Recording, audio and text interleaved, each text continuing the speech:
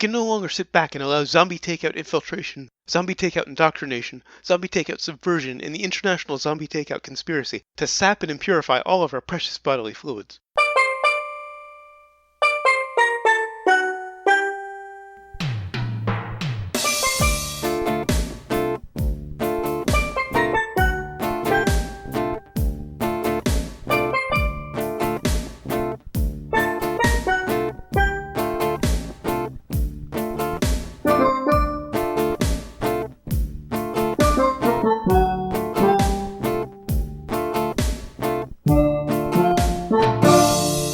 What's up? Welcome to episode 262 of Zombie Takeout, the B-Movie and Cult Movie Podcast. I'm Uncle John. And I'm Scotto. And before we get to this week's movie, not exactly some news, just something I wanted to make everybody aware of, give a little plug to.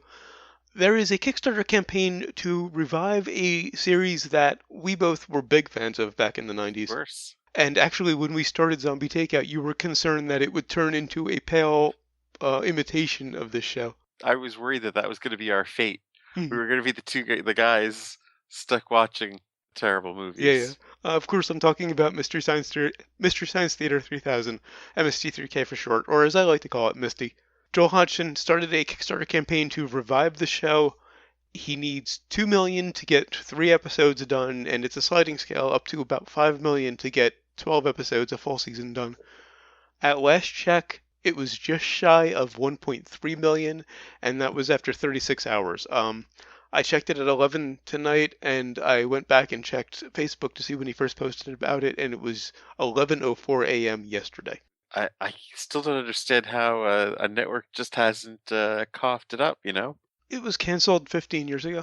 Yeah, but there's a fan base. Well, there's a fan base, but they're hard to convince that, that it's going to bring in those kind of numbers. I mean, if what was that thing Nickelodeon did with the old TV shows?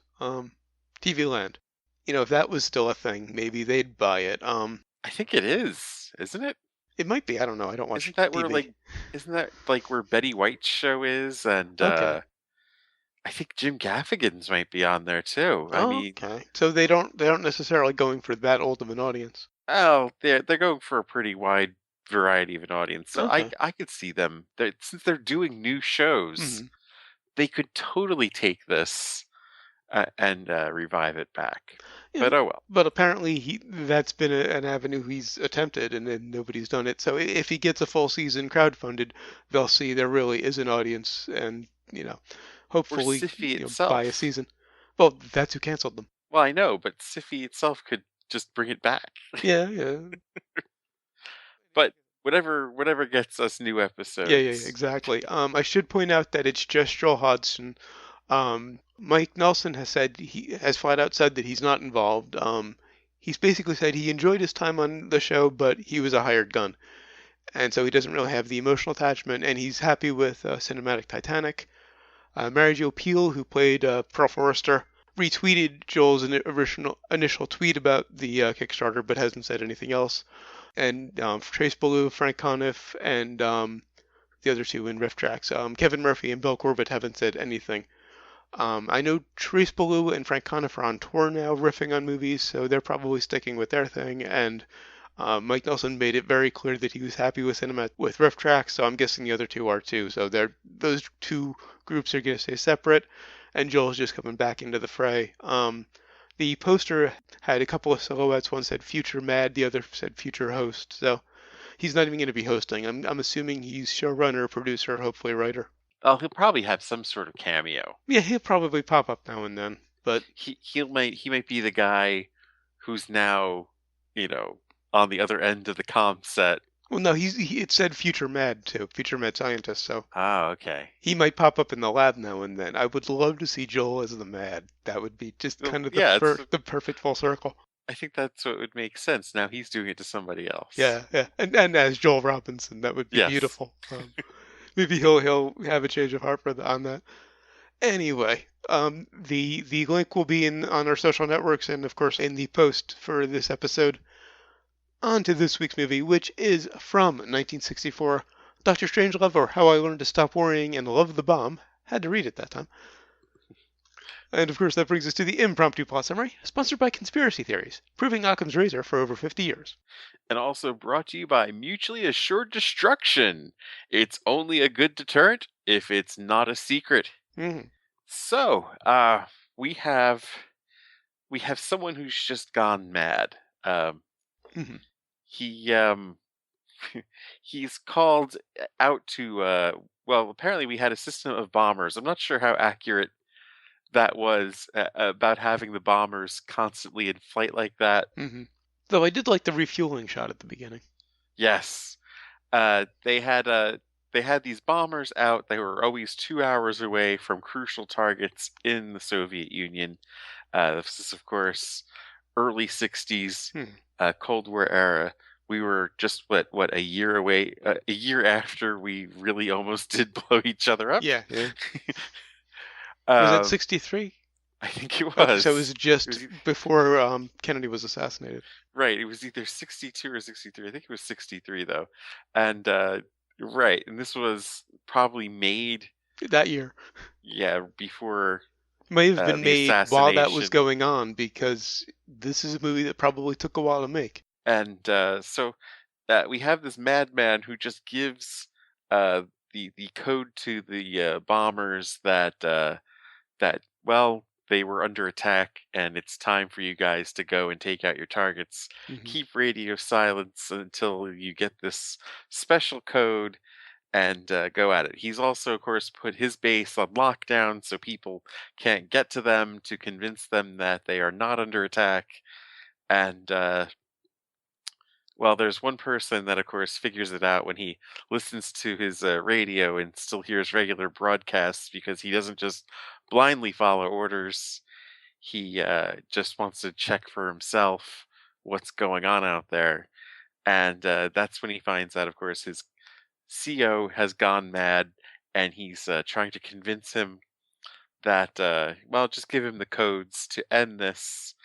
And well, he actually does not. He figures out the code for himself eventually, but anyway, the action after that is taking place mostly in the either in the plane where they're trying to get their mission accomplished, or of course the room with the big board, The War Room.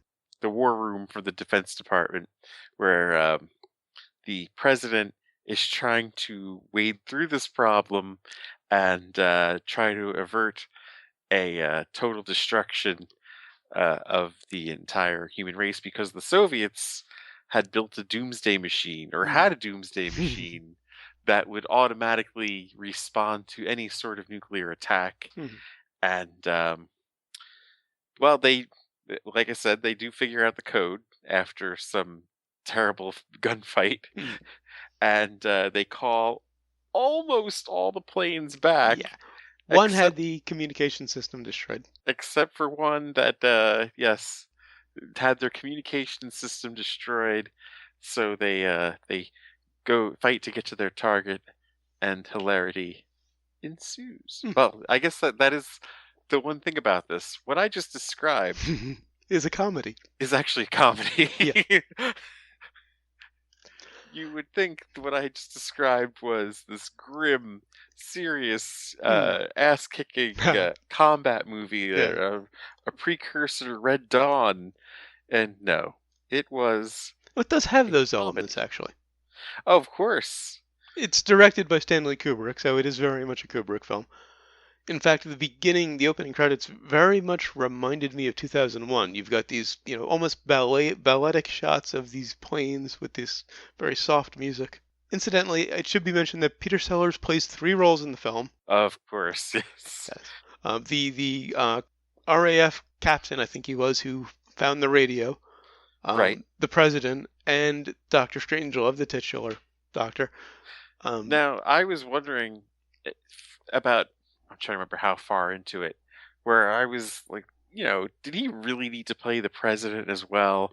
Until he got to the call with the president, with the Soviet premier. That I was like, oh yeah, that's fucking brilliant. Well, actually, it wasn't his choice. Columbia Pictures agreed to finance the film on the condition that he would play at least 4 major roles. The condition stemmed from the studio's opinion that much of the success of Kubrick's previous film Lolita was based on Sellers' performance. He was supposed to play Air Force Major T.J. King Kong. Really? He was supposed to play Slim Pickens' role? Yeah, but he injured himself in the aircraft set. He sprained his ankle. So he was replaced in that role by Slim Pickens, but it was all on the studio's insistence. I mean, I loved him as the RAF captain. And of course, there's Dr. Strangelove. And it's Dr. Strangelove, which, I mean, I'm not even sure what the fuck he had to do with anything in the end. And yet he's the titular character. But, my doubt was, did he need to be the president? And then when he gets the call to the premiere, the president, of course, I recognize this right away that he's Adlai Stevenson. Yeah. Like, I mean, I'm just familiar with, how he spoke and everything. And yeah, he was definitely doing Adlai Stevenson. But then when he got to the call with the premiere, he was totally channeling Bob Newhart. Yeah.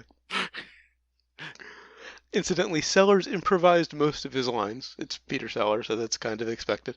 Right. And he was paid $1 million for the movie, 55% of the budget. Holy shit. Kubrick famously quipped, "I got 3 for the price of 6. And speaking of Kubrick, everything about this movie screams Kubrick. I don't really think of Kubrick as having a definitive style, but this really shows off that he did. Oh, yeah, definitely.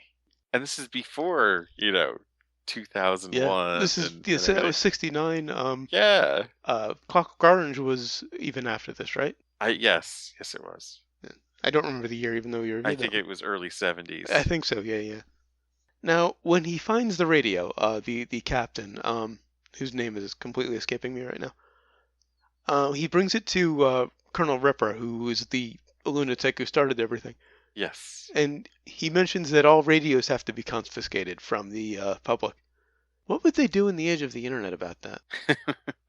Because they were concerned about the public warning saboteurs. And, I was happy that, his name was Jack D. Ripper on the nameplate.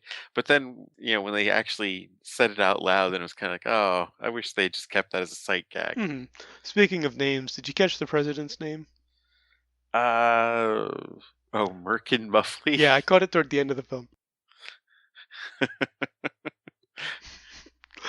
That had to be a Sellers gag. I don't think Kubrick would go there. Right. So yeah, I don't know if I don't think this could be remade.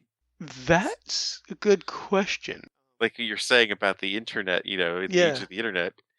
I mean, that's just the thing that there's that, and also it would have to be set back in time because the Cold War's over. Yeah. And there's no analog today. Now, I gotta say, it was a little weird to see a young James Earl Jones. And even George C. Scott was younger than I'm accustomed to seeing him. Well, yeah. And George C. Scott, damn. I mean, I wonder how much he got paid for this. I mean, he's just such a great foil for Sellers. Yeah. He carries those war room scenes pretty much. Because Sellers is kind of the straight man. Oh, yeah. In those scenes, very much so. I mean, Adlai Stevenson is definitely going to be the straight man. Yeah. At least as the president, he's the straight man until he shows up as the doctor. And then he's playing straight to himself, which is just brilliant. It is. Now, there was a lot of exposition in this movie, but it never got boring. I mean, they go through the whole briefing on the plane about about the mission, and there's a lot of explanation about, the protocols involved, and I was interested in all of it. And you need the explanation because it's the plot. The explanation is the reason for the situation that's been created. Yeah. I mean, if not, then why can't they just talk to them? You know.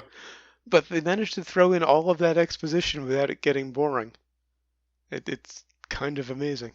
It's a testament to not just Kubrick, but the writers even more so, and probably the cast. Yeah, the cast I think is the big deal there. Yeah, particularly in the airplane, because Slim Pickens going through all of this technical jargon with that accent of his. Right.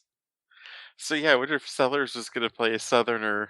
Well, yeah, I think so. I don't have it in my notes, but I remember reading that he had practiced the accent and had just kind of sort of had it down. He'd had a lot of trouble with the accent. And actually, when Pickens showed up to play the role, James Earl Jones initially thought that he was staying in character off camera until he was told that that's actually how he talked. Oh man. Now, the scene where he turns in the radio, that really got to me because the movie was already pretty dark at that point. I mean, it starts with the beginning of a nuclear war, Right. and they actually managed to turn it darker Yes. in one scene. I mean the whole it's just crazy that the US forces fighting Mhm. amongst themselves. Well, there's Kind of that, weird and that the we're explanation of Ripper pretty much admitting what he did. yeah. You know, he said, yeah, I compromised all of the protocols to send this strike because I'm convinced that the Russians put fluoride in our water to sap us of our vital fluids. There's people that really believe that. Yeah, yeah, that's the scary part. This that's I mean there are groups out there that I mean they fought fluoridation in England, Hmm. you For know, for longer that. than they did over here. Yeah, I don't know. I still don't know if they fluoridate their water Hence the actually. stereotype about British smiles. That was probably one of the funniest parts of one of the conspiracy videos I saw online about fluoridation. Or they go, the British, they have perfectly healthy teeth. Like, ah, Now, back to names real fast. The name of the premiere I loved, the Russian premiere, Kiss Off. oh yeah, my favorite name though, Colonel Bat Guano. Oh yes, yes. Who was the actor? Ah, Because he says looked really familiar. This is the one who broke into the into Ripper's office after he was killed, right? Keenan Wynn. The name rings a bell. I know I've seen him in other things. He looked Oh, very familiar. I just couldn't place him. just an old actor, Yeah. like hasn't done anything since the mid '80s. Well, I don't think he's with us any longer. No, no, I can't even see like a famous, role that he played, but I'm Hmm. sure there's something that he did that we saw as kids. Or wait a minute, he was in Manimal. Oh God. Okay. Wow. There you go. Hmm. Now, the movie was initially supposed to end with a very different scene. After the bomb was dropped, apparently a pie fight was supposed to break out. What? Yeah. But apparently, Kubrick thought it was more farce than satire, so it didn't really fit the movie. Right. There were also claims that it lost the definition and you really couldn't see you couldn't tell who was who, and a couple of other reasons why it was cut. I think largely just because it didn't fit the movie in the slightest.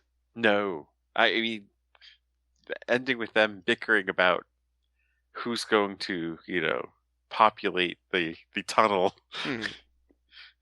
where there's nobody going anywhere or evacuating or anything like that. It's like Hmm. you realize it's gonna happen, right? You need to start getting out. Uh-huh. Now there was one of some Pickens lines. A fellow could have a pretty good weekend in Vegas with all of that stuff, referring to a certain amount of money. The line was originally Dallas and was Huh. changed because of Kennedy's assassination.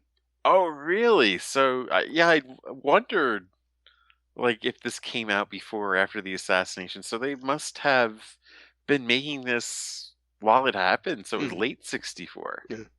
Doesn't make any sense, though, being like, I mean, because it was money and I think there were prophylactics. Yeah, yeah.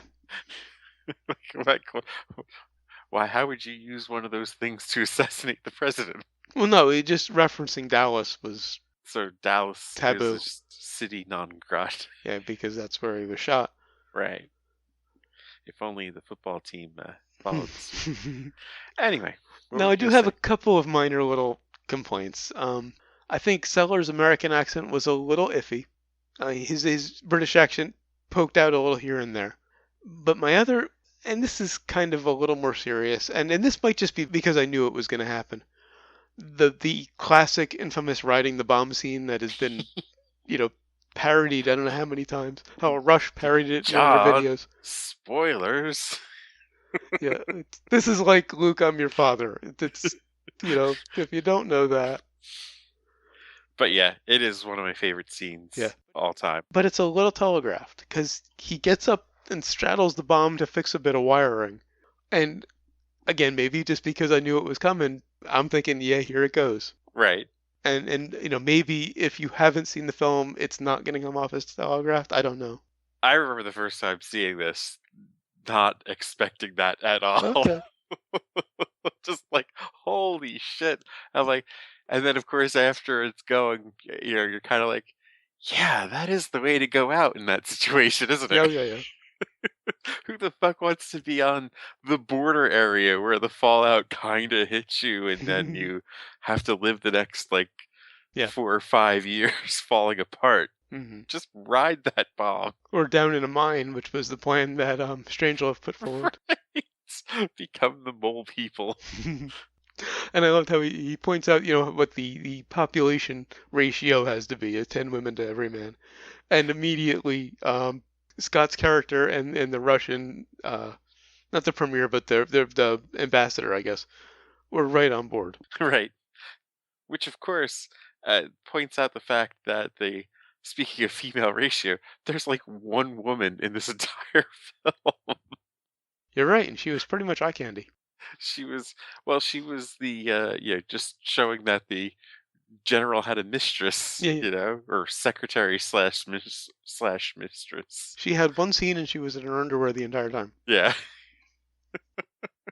And she was unnecessary for the scene. He could have picked up the phone and had that conversation.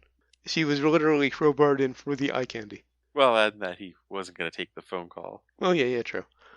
But it was 64. Yeah. They could get away with that. I did think that the end sequence was a little sudden, but I like that. It just kind Yeah. of hits you out of nowhere. It's It's very classic Kubrick. it's they did movies differently though back then with the long intro and then a short, non-existent outro. Yeah, yeah. All right, I'm pretty much done with my notes.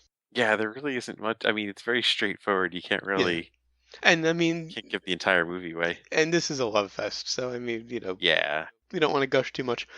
Just a couple of little bits. It was listed as number 3 on AFI's 100 Years, 100 Laughs list. And in '89, the U.S. Library of Congress included it in the first group of films selected for the preservation in the National Film Registry. Absolutely deserved.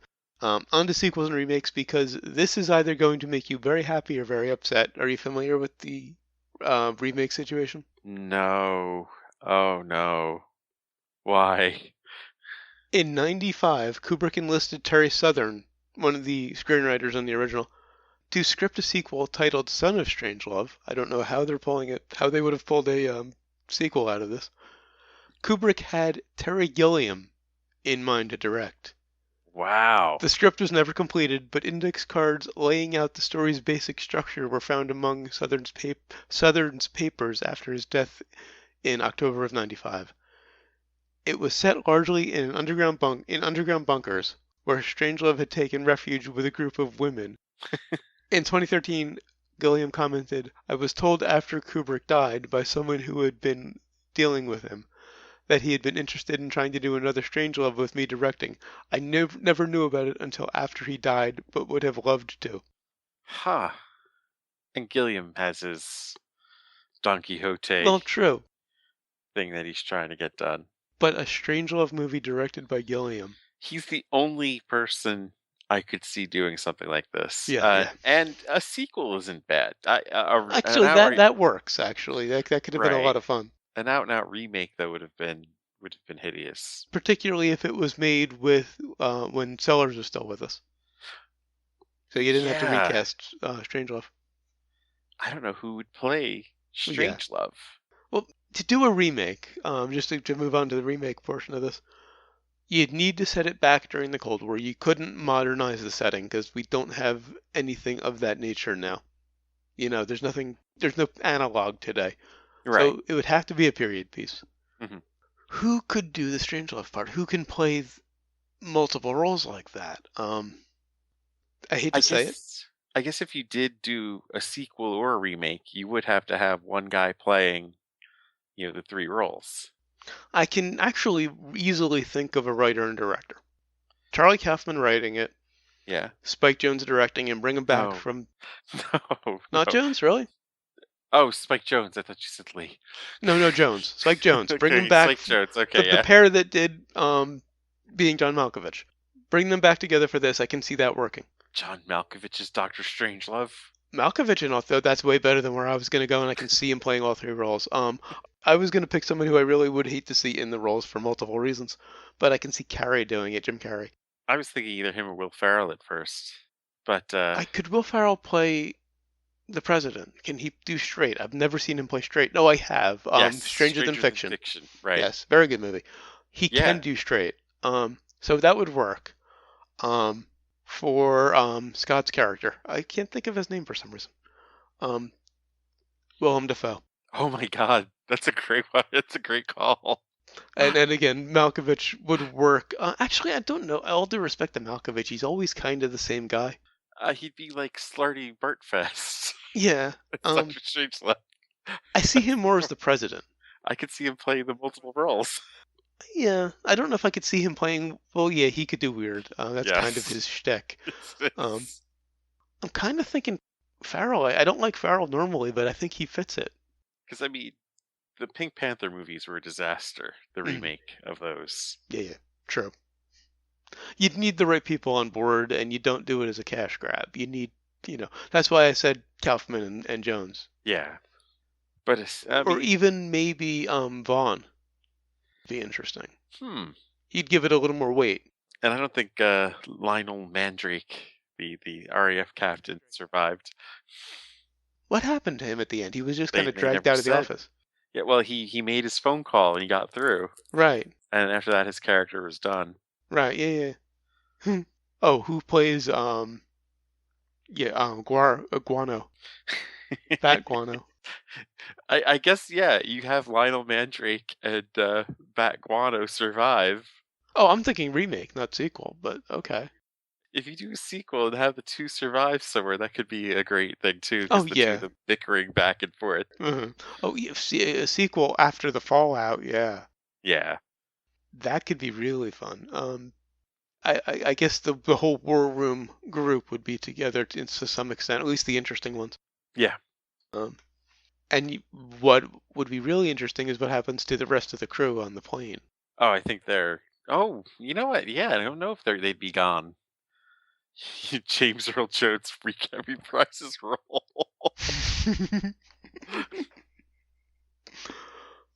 Oh, it's been.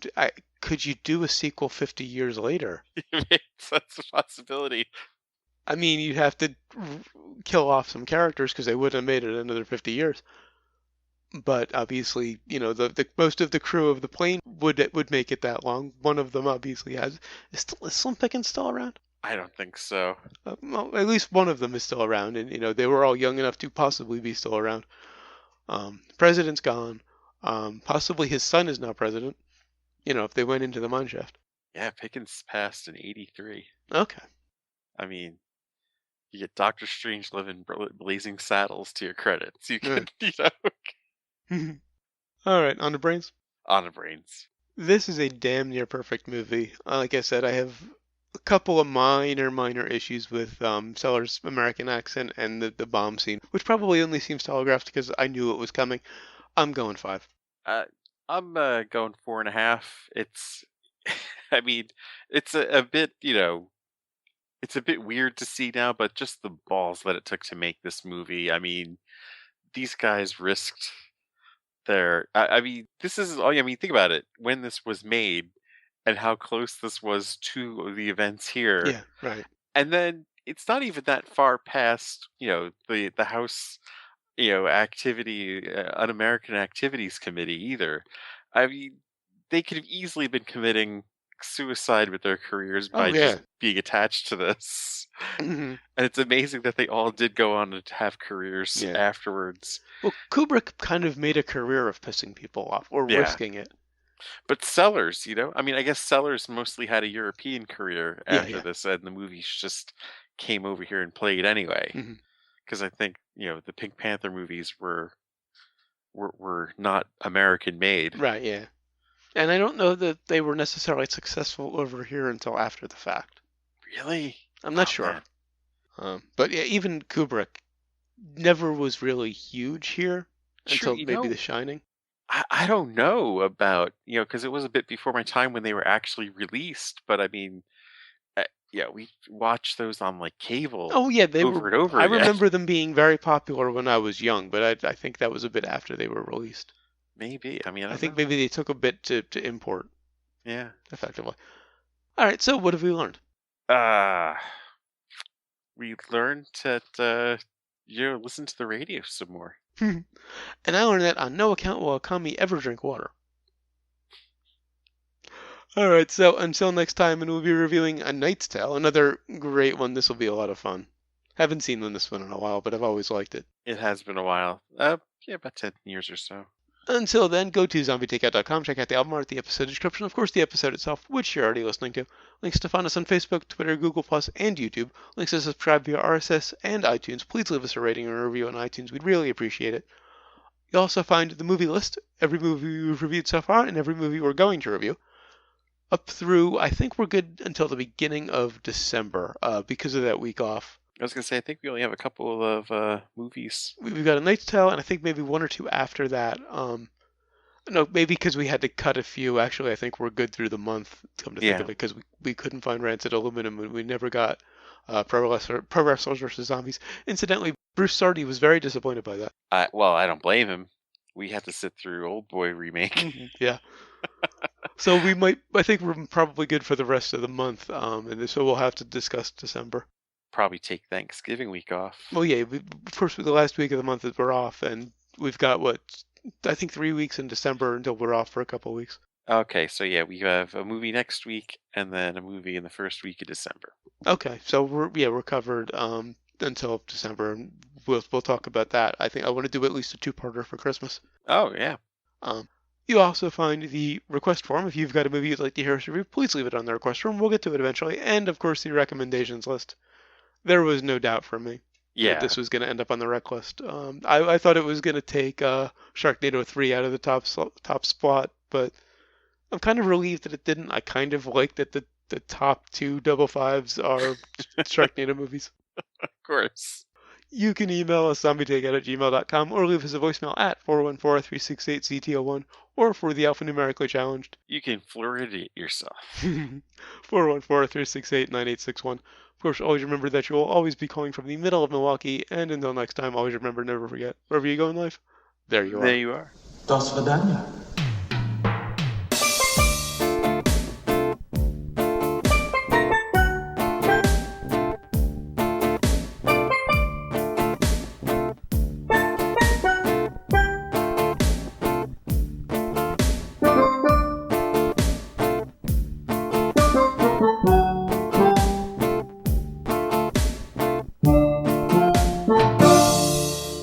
And before we get to this week's movie,